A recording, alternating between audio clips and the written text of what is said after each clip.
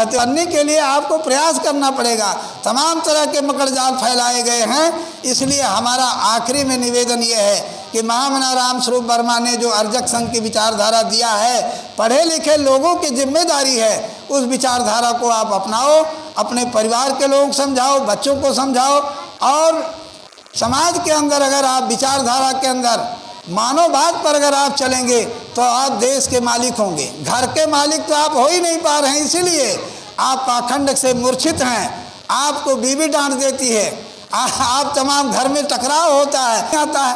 अगर सच्चाई के आधार पर चलोगे तो देखिए, एक बात कह के हम अपनी बाड़ी पे विराम दे रहे हैं।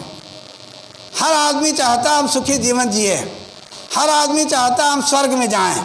तो हमारे पास स्वर्ग और नर्क में जाने का दोनों रास्ता है। आप लोग बताओ, स्वर्ग में जाना चाहते हैं कि नर्क में जाना चाहते हैं? बोलिए। स्वर्ग में जाना चाहते हैं तो स्वर्ग में, तो सुनिए, नर्क में जाने वाला बाद में बता देंगे। स्वर्ग नहीं, स्वर्ग में रास्ता ये है कि देखिए, परिवार में कितने मेंबर होते हैं?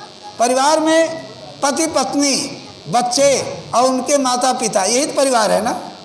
और एक दूसरे की इज्जत करें, छोटा बड़ा के लिहाज से एक दूसरे की इज्जत करें, एक दूसरे के सुख दुख को साथी बने रहें। गलतियां हर इंसान से होती, चाहे बच्चा हो, बूढ़ा हो, जवान हो, स्त्री हो, पुरुष हो, गलतियां सबसे होती है।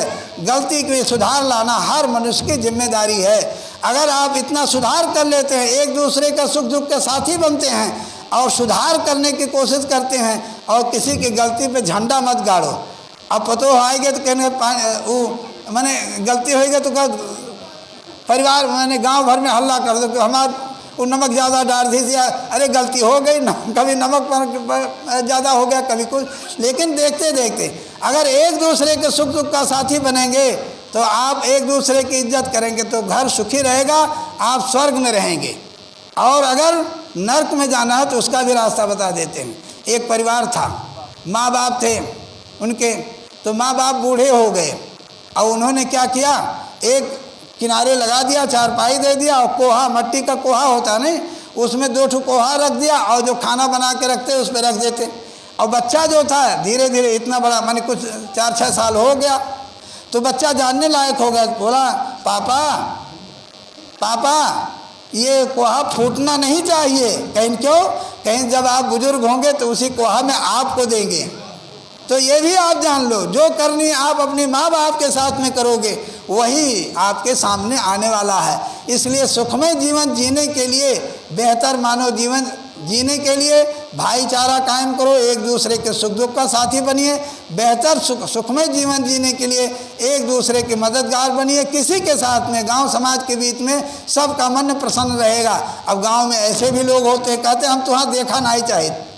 अरे भाई, अब देखना नहीं चाहते तो 3 आधार है, या तो गांव छोड़ के भाग जाओ, और या तो आत्महत्या कर लो, या तो आँख फोड़ लो। रहोगे तो गांव में तो देखना पड़ेगा। इतनी कटुता, ये कटुता की भावना आपको ख़त्म करना पड़ेगा। मनुष्य हर एक हैं, गलती को स्वीकार करना, गलती में सुधार लाना हर मनुष्य का कर्तव्य है। इसलिए हम संत होने के नाते से आपको सही से ही बात, खुली बात बताते हैं कि आप मनुष्य बनिए और मनुष्य बनकर एक बेहतर मानव समाज का निर्माण कीजिए। इन्हीं शब्दों के साथ हम अपनी वाणी पे विराम देते हैं। नमो बुद्धाय। साहेब बंदगी, साहेब बंदगी, साहेब बंदगी। दिमाग से निकालोगे पाखंड और भ्रमजाल रूपी गंदगी, तभी सुधरेगी जिंदगी। जय जवान, जय किसान, जय भारत, जय संविधान, जय मजदूर।